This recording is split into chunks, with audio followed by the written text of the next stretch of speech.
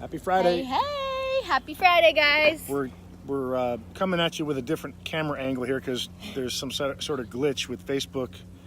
So we apologize we're trying to squeeze into one screen. It's not working too well. We got told that we couldn't turn our camera horizontally for some reason. So here we are. Anyways, we are going to talk today about body recompositioning. Hey, BJ, what's up?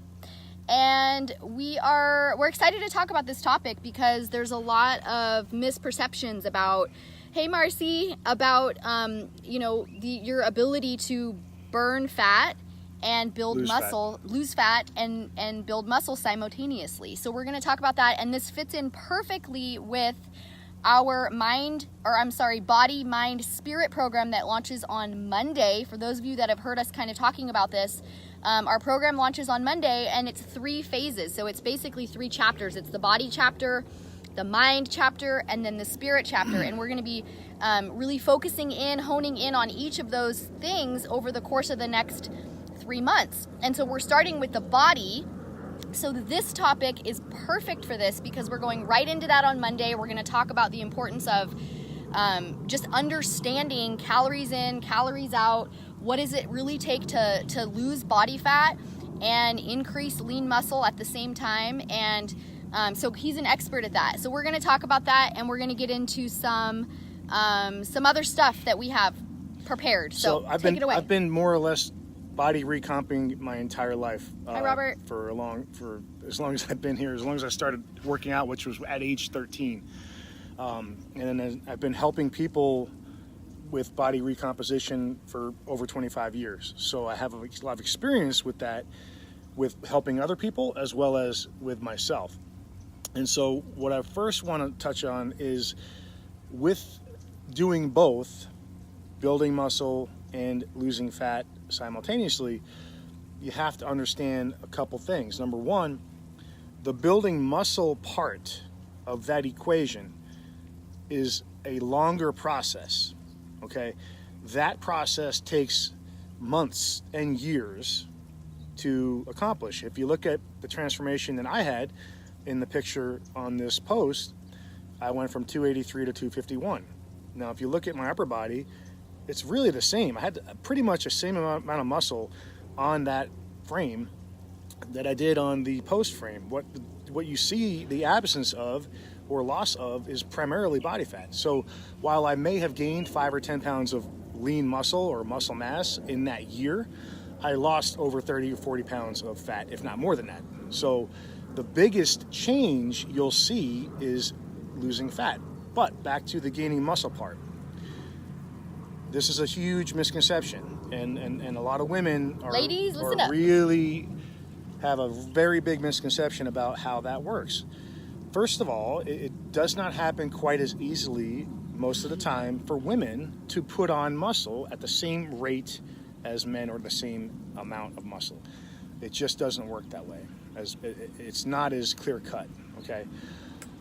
Number one. Number two, if you are working out, and let's say you're in a gym and you do a leg workout and your legs get, swell up from a pump, which is a good thing. And then you go and try to fit on a pair of skinny jeans. Not a good time to do that, okay? It's not that you went and just built 5 pounds of muscle in each leg. What happened is when you train legs or when you train certain body parts with a fair amount of volume, you'll get a pump in that muscle. It's transient, okay? It's not that you just gain 5 pounds of muscle each leg. It may seem like that, and that pump may stick around for a few hours, and maybe even into the next day, but it's not permanent. But hashtag swole. Hashtag swole fit. Not a good time to put on those skinny jeans if that's what you're doing, to use as a judgment that lifting weights builds muscle that fast, first of all. Another thing I want to touch upon with the whole bulky thing is, bulky is a really misconceived. Hi, it's Jonathan. A hugely misconceived word. Okay, so muscle is lean. What covers muscle is fat, and so if you're not losing fat, but you're building muscle, you will appear more bulky. If you're not losing fat and you have a fair amount of fat, you're not doing anything, you're already bulky. Okay, so what does bulky mean? Takes up a lot of space. Okay, so fat takes up more space than muscle does. Muscle is more dense than fat. Okay, so just by that definition alone, gaining muscle cannot make you bulky or bigger unless you're not losing body fat at the same time, which in order to do that, you have to be looking first and foremost at your diet, nutrition, and those factors. Hey, okay? Matt, what's up or not? So the thing with that is, if you do not use your perception of lifting weights and building bulk muscle, and ignore the fact that you have not touched your diet, okay? Because that's a huge mistake. Burning fat happens much quicker. You can lose 2 to 3 pounds a week, 2 to 4 pounds a week for a fair amount of time. Now, some of that, depending on what your caloric deficit is, some of that can be muscle if you're losing things too quickly. So here's how it works. The faster, if your program is causing you to gain muscle faster, then you're going to lose fat faster. If your program is causing you to lose fat faster, you're going to gain muscle slower. Did I say that right? Yeah. Okay.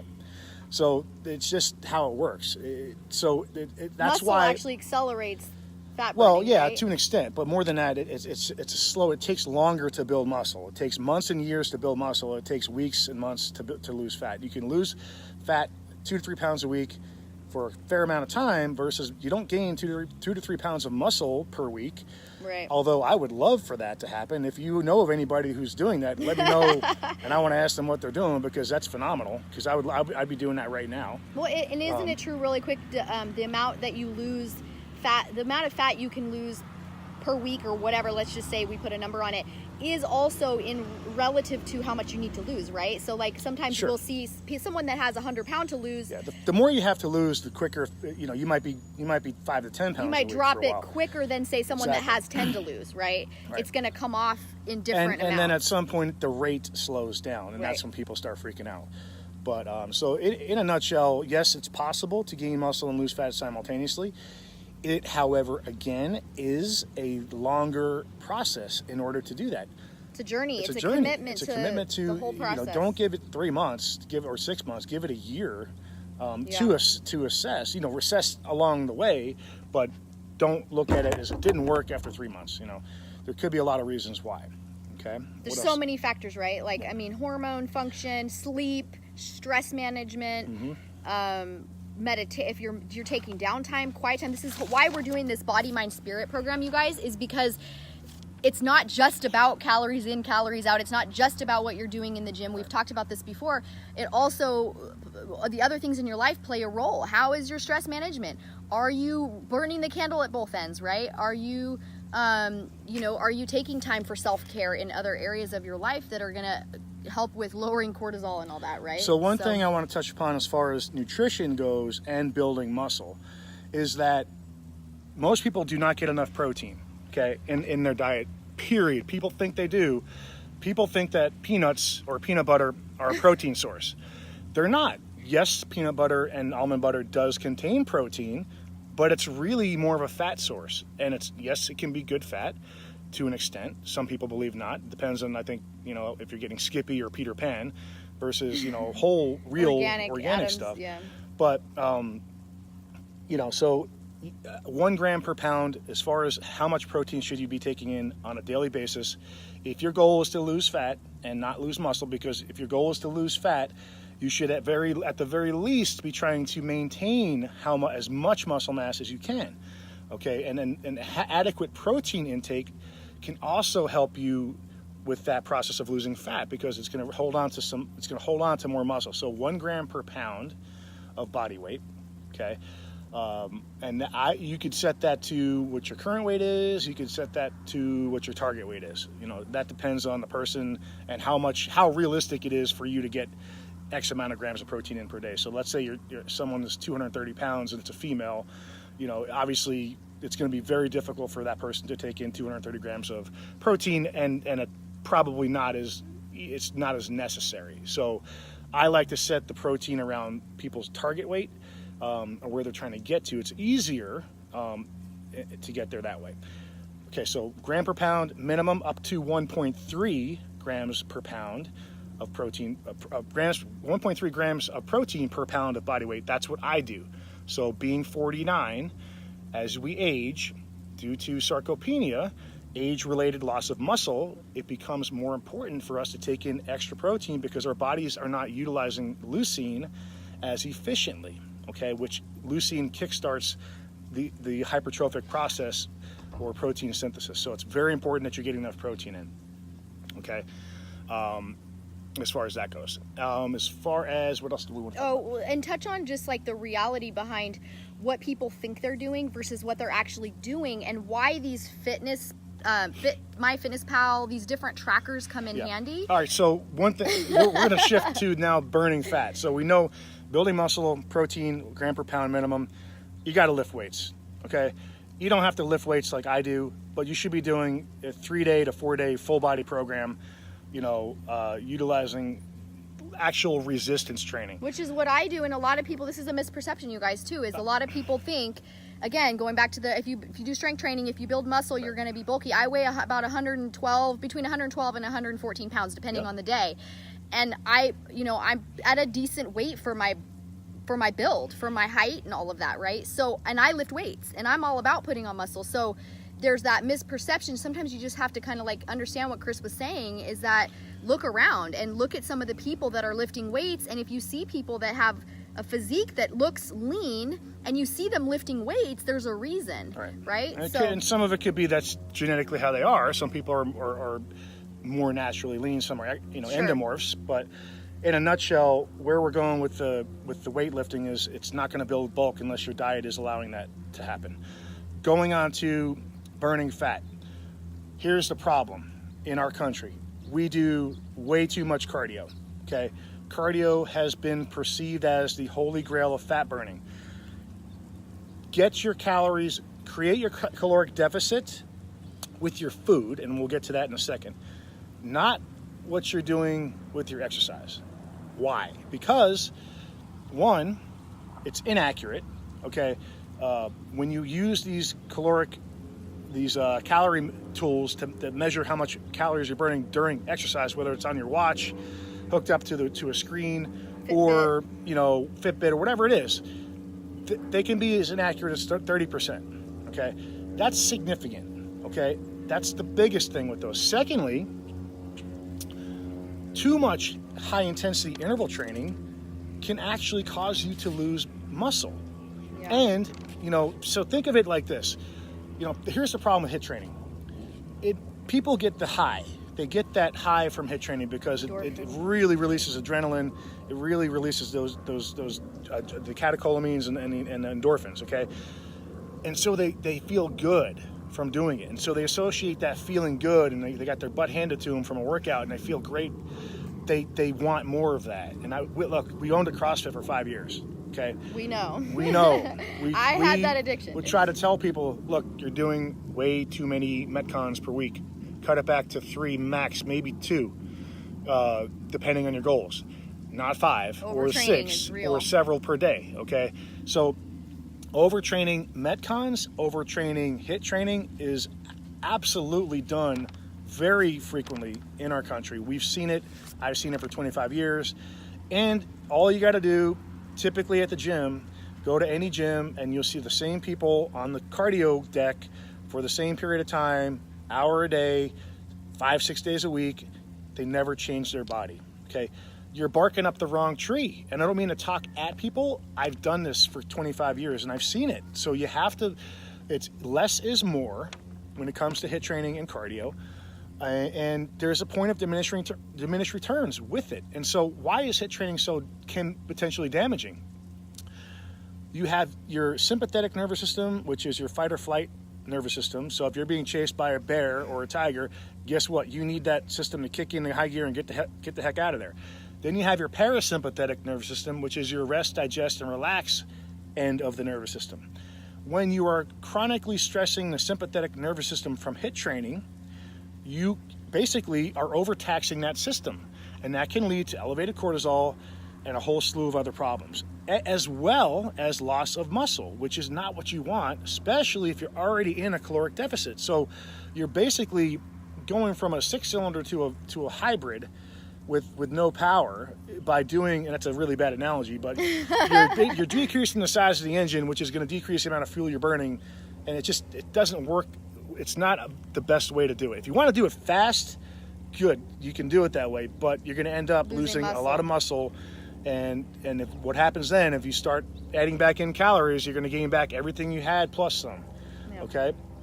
So as far as, that goes, I'm not for calorie trackers unless you're only using it to measure the intensity or volume of work that you did. Do not go and enter those numbers into a calorie tracker. Okay, which leads me to my next topic, calorie trackers. I use them. Here's the problem. They too can also have a 30% margin of error. In the actual food that is reported by the food companies can be 15% off. It's allowed to be, I think, 10 or 15% off, or 10 or 15% margin of error. So you don't know if that label is even accurate, number one. Number two, humans by nature over-report calories burned and exercise and under-report caloric consumption. We do that.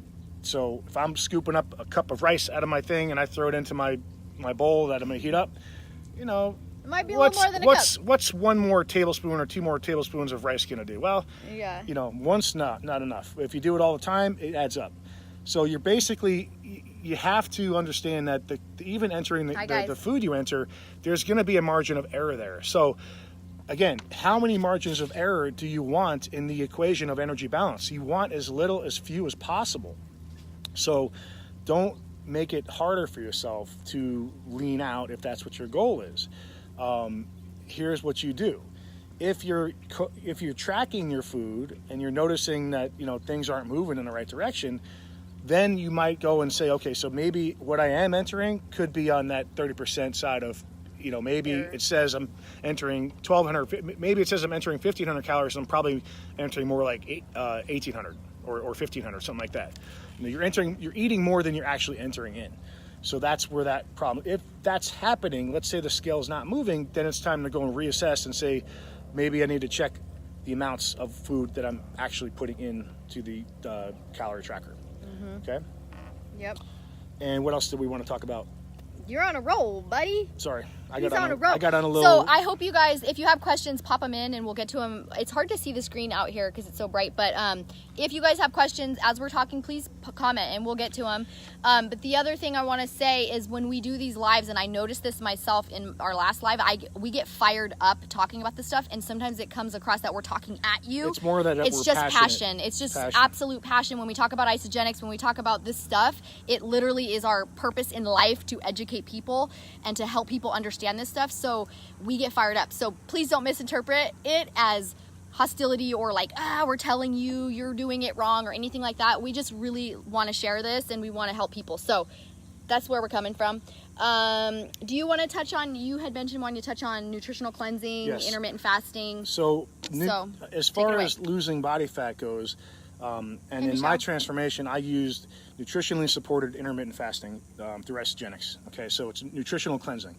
I've done intermittent fasting in the past. Intermittent fasting works great. The difference between intermittent fasting and nutritional cleansing or fasting is that it's supported nutritionally with minerals, herbs, and other things that actually help your body detoxify. So this is another thing.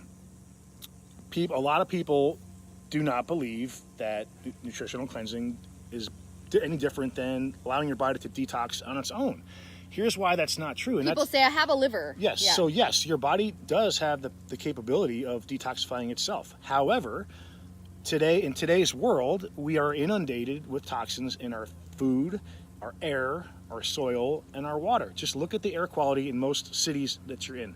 Yeah. We're in Phoenix. The air quality sometimes is horrible. Why is that? Well, you got a lot of people, you got a lot of cars, you got a lot of landscapers spraying all kinds of stuff all over these subdivisions, our house included. I want to know what's in that crap. I know it's not good. I know it's probably in our system. Yep. So it is in our system. Our bodies can detoxify themselves. However, they're overwhelmed. It's overwhelmed so it needs help. That's where nutritional cleansing comes in. Okay, so the herbs and minerals and other botanicals and nutrients that are in it assist in that process. That's all it does. Okay, and it works. Okay? It doesn't cleanse. So here's the misconception. Hey, Chris. Hey, Kathy. The misconception is that that our products, that Isagenix cleanses you, right? Well, the truth of the matter is your body, we know, knows how to cleanse itself. Your body needs help. So all that Isagenix is doing, the products that are brilliantly formulated, there's a lot of research behind it, you guys. It's not just hype. It's not trendy. It's not hype. There's literally hundreds of years of research that's been done on some of the adaptogenic herbs, minerals, different things that we use. And their job is to assist the body. Their job is to allow the body to deeper detoxify, because the body can only go so deep. As Chris said, it can only do so much. We live in a time now where we are exposed to more than we were when our parents were growing up, right? So we do need help. And if you're doing intermittent fasting with just, some people will do it with they'll do juice cleanses, or they'll do these different things. Those all have benefit, and we're not dissing on any of that stuff. Those all have a place. However, at some point, you have to detoxify. You guys are smart and sexy, brother. At some point, you have to detoxify the system. So it's not just about putting good things in. It's about getting the bad stuff out so that your body can function optimally. So I'm sweating out here. It's hot. So that's what our cleansing protocol, our nutritional cleansing protocol that was brilliantly designed by John Anderson. You can Google him. Google John Anderson and Isagenix. You can read all about the whole system and how it works. So anyway, why nutritional cleansing? Because it's going to help flush out impurities, toxins that get trapped in our fat cells. So here's another thing. Your body's brilliant, you guys. Your body is absolutely brilliant. And this is what your body does. Your body says, I'm being exposed to these foreign things, right? These foreign objects that are coming in that it's not food. UFOs? It's not something that UFOs. It's not something that I know how to process. So I'm going to take these foreign invaders, is what I wanted to say. I'm going to take these foreign invaders, aka toxins or impurities that are coming in through our food, air, water, environment, and I'm going to say, I'm going to protect the organs. Your body says, I got to protect my vital organs, my heart, my kidneys, my liver, your everything, right? Your body goes into protection mode, and it says, we need to enrobe this toxin in a fat cell to keep it away from our vital organs. So what does your body do? It's brilliant. It literally encompasses those toxins in a fat cell to protect your vital organs, to keep you safe. Well, then what happens? If you don't have a solution for flushing those toxins out of the system, guess what? You're going to have a really hard time losing body fat, because it's not just about calories in, calories out. It's also about enabling your body to optimize itself by flushing those toxins out that are inhibiting your body's ability to be in homeostasis, to be where it wants to be in a healthy place. So you're assisting the body to function more efficiently is what you're doing. So it'll help with the calories out. It'll absolutely help. It's basically like saying, hey, you want to lose body fat? Here's a little extra help you can use to accelerate that. Now, even if you don't have extra body fat to lose, and there's a lot of studies out there about this as well, is that even lean people, athletes, runners, people that you see, they're doing marathons and whatnot, they're being exposed to an even greater percentage of that stuff because they're outside more, taking that stuff in, and their body has just become really, really efficient at either burning fat, or in a lot of cases they're burning muscle as well because they're doing so much cardiovascular exercise, but they are still being exposed to the toxins. So what's happening? And that's where we start talking about the dangerous fat, which is visceral fat. Okay, and visceral fat is the fat that surrounds your organs. If you've ever seen, if you have someone who has a really hard big belly, like a processed, we call it a processed food belly. You can't go, and if you were to measure body composition, if a trainer was to go measure body comp, you can't even get a fold. That's because their fat it's mostly visceral fat. Okay, and that's the most dangerous one. All right. And that's the fat that you want to get rid of, and that's the fat that even lean people can have within their organs and in their body. You may not see it externally. They may not look overweight, but they still can have visceral fat that's harmful to those organs. So cleansing the body and getting that stuff out of the system is essential for optimal health.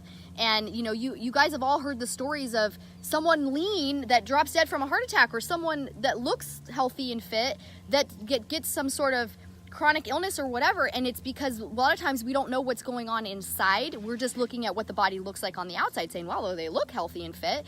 And that's where this harmful, toxic visceral fat comes in. And it's really, really important to understand, to not just say, oh, isogenics, cleansing, it's a trend, it's, you know, it's this popular thing right now. It's actually, there's a lot of research and science behind it, and we have tons of articles, videos, so much information out there that you can do your own research and read up about it and learn about it.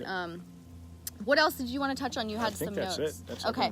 So we are going to... Does somebody have any questions? We touched on a lot here, but I wanted to address, you know... Thanks for being on, guys.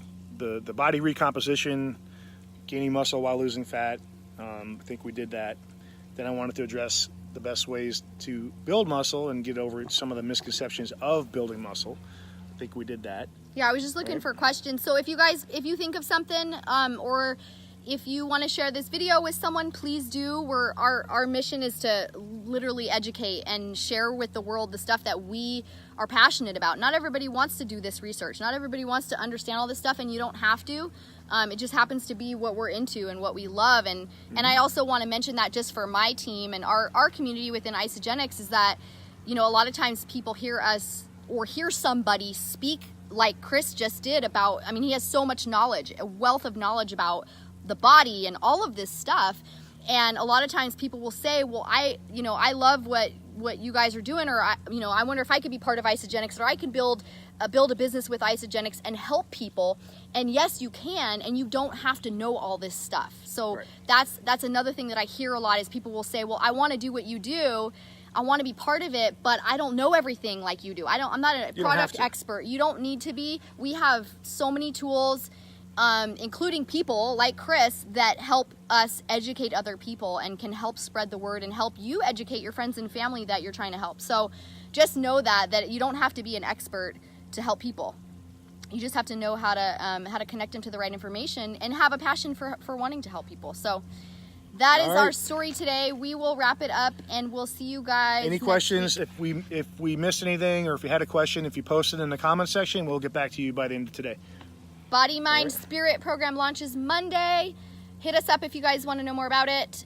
We have a private community on Facebook where there's more information, so let us know and we'll get you added in there. What about the 16-8 intermittent fasting protocol and burning fat and building muscle? Do you know what that is? No, I'll have to look into that, Marcy. I tried something similar, and I found myself getting up in the middle of the night to go to the bathroom several times. So I don't know that says, I don't know. I guess it depends on the person. It's just one strategy. Here's the thing. Any strategy to an extent will work. It depends on the person's goals. I'll have to look into that more in detail. Okay. We'll let you know. We'll look into it and comment in the thread there and let you know. All right. Bye, guys. Have a beautiful weekend. See you later.